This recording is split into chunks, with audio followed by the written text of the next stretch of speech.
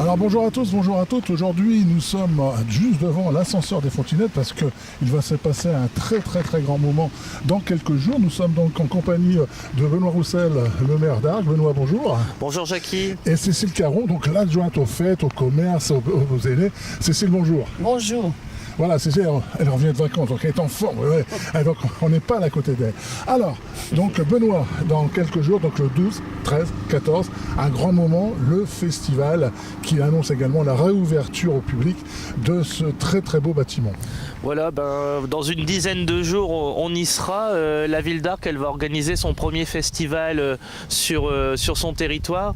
Et ce festival, il s'appelle le Festival de l'ascenseur à bateau. Ça tombe très bien, on voulait faire grandir la fête de la jeunesse, qui était à sa 20e édition.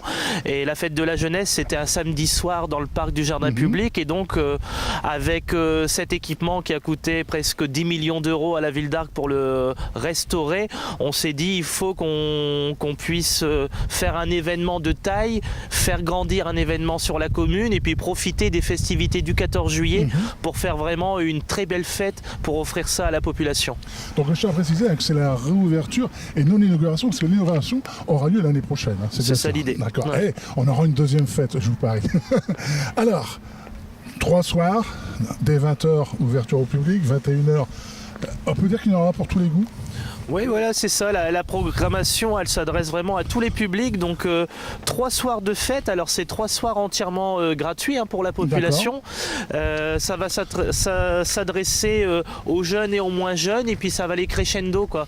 Le 12, le 13, le 14, la variété des artistes fait que chacun va s'y retrouver. Ok, de toute façon, on ne va quand même pas énumérer parce qu'il y a quand même 19 chanteurs au groupe. Ouais. Donc, c'est un très beau programme. Donc, il y aura Ritza, Caméléon, par exemple, le 12. Il y aura 47 Terres ou Chio le 13, mais le 14, il y a quelqu'un que j'ai apprécié, que j'ai rencontré il y a quelques années ici à Arques, c'était Chimène Badi. Alors pourquoi ce choix, tiens, Chimène? C'est un petit goût personnel ou quoi? Allez-y. Bon, je pense qu'on a été sollicité, bien sûr, on a évoqué pas mal de noms d'artistes et en fonction de la disponibilité des uns et des autres, voilà, on a fait ce choix-là vers le mois d'octobre de l'an dernier et c'est vrai que les dates ont été déjà très disputées. Donc là, on a la chance d'avoir Chimène Badi qui est une star nationale. Et donc nous, ça nous fait plaisir pour la notoriété et puis de créer un peu ces notes de noblesse du festival. Parce que c'est une première édition. Tu le disais tout à l'heure, l'objectif, c'est que un festival, c'est quelque chose qui se répète. Et je pense que ce lieu, il est magnifique. Et je pense que toutes les conditions sont réunies pour que chacun passe vraiment des belles soirées. Une très belle soirée. Alors avec Chimène Badi, il y aura également pour les amoureux super funk. J'aime bien aussi, c'est pour ça que je le dis. Alors donc la scène elle sera installée juste ici devant nous, c'est ça, adossée au canal, avec le public qui sera donc sur le parking. Alors pour animer ce plateau, y a-t-il un chef d'orchestre, un animateur qu'on connaît ou pas? Bon, il y a une société de production, bien sûr, qui est en lien avec le plan de communication et on peut dire qu'on aura aussi, alors pas des présentateurs, mais on aura quand même des grandes radios nationales qui sont à nos côtés. On a France Bleu Nord-Pas-de-Calais, France Bleu Picardie et puis également France Télévisions avec France 3 qui vont également suivre l'événement. Alors, par contre, point de vue logistique, on est ici dans un quartier quand même résidentiel, on est 5, 6, énormément de personnes, ça va bouchonner un peu quand même ici. Et est-ce qu'il y a par exemple prévu des parkings ici aux alentours, à part la Grand Place d'Arques? Alors, pour l'organisation, l'idée, tu le cites, on n'est pas dans le centre-ville, parce que c'est vrai que le centre-ville évolue beaucoup sur la ville d'Arques, c'est 400 logements qui sortent de terre de l'autre côté du canal, et aussi c'est bien de ne pas oublier les quartiers, c'est bien de continuer à les développer. Et ici, on est justement dans le quartier justement des Fontinettes et donc le quartier du Marais. Et ça, c'est important parce qu'on apporte des concerts à proximité qui ne sont pas dans le centre-ville et pour faire plaisir aussi aux habitants et puis faire de l'animation. Et le mois de juillet, il est important pour ce quartier parce que c'est les Fontifêtes. Oui, justement. c'est vrai. Et ce week-end, l'association a fêté ses 30 ans. Donc il y avait vraiment une belle brocante et puis voilà, beaucoup d'animations sur le site. Et là, on va continuer d'ici 10 jours dans le quartier à la même période pour apporter un plus et puis faire vivre les quartiers. Alors, oui. D'ailleurs, l'association Fontifête sera là pour la restauration avec Community et Dance 2.0 ainsi que les Clos des Saveurs, un food truck.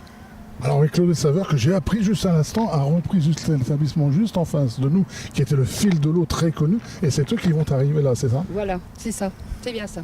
Et ben on leur fera connaissance en plus le 14 juillet avec le food truck. C'est génial. Alors ce 14 juillet se terminera, par le traditionnel feu d'artifice qui sera tiré de l'autre côté du canal, je crois. C'est ça.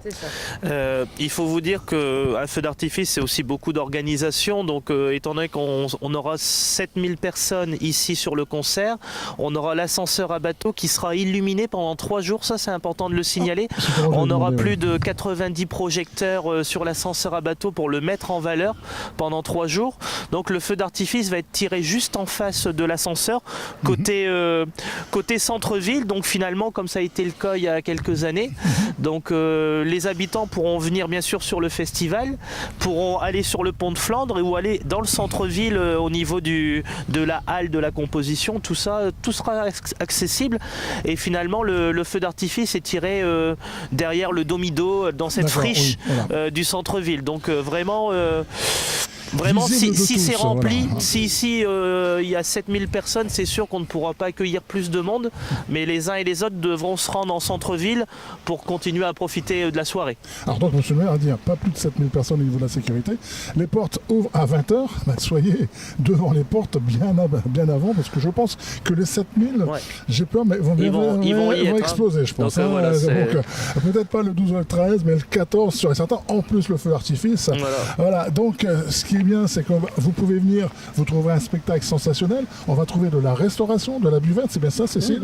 Oui. Il y aura tout. Donc on pourra passer une superbe soirée ici à l'Ascension des Fontinettes. Et là, donc la primeur, c'est que ce bâtiment sera multicolore, sera donc super éclairé par 80 projecteurs. C'est également un spectacle à lui tout seul. Alors Benoît, merci de nous avoir accueillis devant ce site, de nous avoir expliqué un peu ces 3 soirées. On sera présent, donc sans aucun problème. On en parlera encore la semaine prochaine dans notre journal. Et je te laisse le mot de la fin. Mais écoutez, avec Cécile et l'ensemble des membres du conseil municipal, on vous attend nombreuses et nombreux pour le premier festival de l'ascenseur à bateau. Oui, tout à fait. Alors comme j'ai dit tout à l'heure à Benoît, un festival veut dire que ça sera répété. Donc on compte sur vous, venez nombreux, parce que comme ça on en aura un deuxième en 2024. Merci Benoît, merci Cécile. Merci. Merci.